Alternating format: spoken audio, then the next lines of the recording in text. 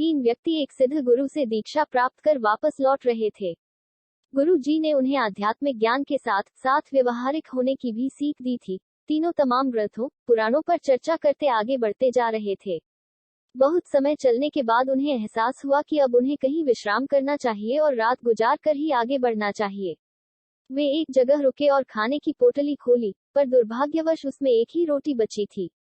तीनों ने सोचा कि इसे बांट कर खाने से किसी की भूख नहीं मिटेगी, अच्छा होगा कि कोई एक ही इसे खा ले। पर वो एक व्यक्ति कौन हो ये कैसे पता चले? चूंकि वे आध्यात्मिक अनुभव कर लौट रहे थे, इसलिए तीनों ने तय किया कि इसका निर्णय वे भगवान पर छोड़ देंगे। भगवान ही कुछ ऐसा इशारा करेंगे कि समझ में आ जाएगा कि रोटी किसे कहानी चाहिए। और ऐसा सोचकर वे तीनों लेट गए। थके होने के कारण जल्द ही सबकी आंख लग गई। तीनों तमाम ग्रंथों पुराणों पर चर्चा करते आगे बढ़ते जा रहे थे। बहुत समय चलने के बाद उन्हें एहसास हुआ कि अब उन्हें कहीं विश्राम करना चाहिए और रात गुजार कर ही आगे बढ़ना चाहिए। वे एक जगह रुके और खाने की पोटली खोली, पर दुर्भाग्यवश उसमें एक ही रोटी बची थी। तीनों ने सोचा कि इसे बांट कर खाने से किसी की भूख नहीं मिटेगी, अच्छा होगा कि कोई एक ही इसे खा ले। पर वो एक व्यक्ति कौन हो ये कैसे पता चले? चूंकि वे आध्यात्मिक अनुभव कर लौट रहे थे, इसलिए तीनों ने तय किया कि इसका निर्णय वे भगवान पर छोड़ देंगे। भगवान ही कुछ ऐसा इशारा करेंगे कि समझ में आ जाएगा कि रोटी किसे कहानी चाहिए।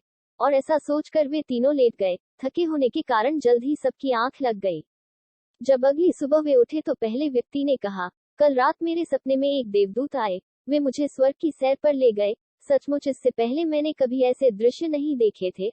असीम शांति, असीम सौंदर्य मैंने हर जगह देखी। और जब मैं भ्रमण के अंतिम चरण में था तो सफेद वस्त्र पहने एक महात्मा ने मुझसे कहा, पुत्र ये रोटी लो, इसे प्रसाद समझो और अपनी भूख मिटाओ। पहले व्यक्ति ने अपनी बात खत्म ही की थी कि दूसरा व्यक्ति बोला, कितनी अजीब बात है, मैंने भी बिल्कुल ऐसा ही सपना देखा। और अंत में एक महात्मा ने मुझे स्पष्ट निर्देश दिए कि मैंने जीवन भर लोगों का भला किया है, इसलिए रोटी पर मेरा ही हक बनता है। उन दोनों की बातें सुन तीसरा व्यक्ति चुपचाप बैठा था। तुमने क्या सपना देखा? पहले व्यक्ति ने पूछा। मेरे सपने में कुछ भी नहीं था, मैं कहीं नहीं गया और न ही मुझे कोई महात्मा दिखे। लेकिन रात में जब एक बार मेरी नींद टूटी तो मैंने उठकर रोटी खा ली। अरे, तुमने ये क्या किया? ऐसा करने से पहले तुमने हमें बताया क्यों नहीं? बाकी दोनों ने गुस्से से पूछा, कैसे बताता? तुम दोनों अपने अपने सपनों में इतने दूर जो चले गए थे। तीसरे व्यक्ति ने कहा, और कल ही तो गुरुजी ने हमें बताया था कि आध्यात्मिक ज्ञान के साथ साथ व्यवहारिक ज्ञान का महत्व समझना चाहिए। मेरे मामले में भगवान ने जल्द ही मुझे संकेत दे दिया कि भूखों मरने से अच्छा है कि रोटी खा ली जाए, और मैंने वही किया।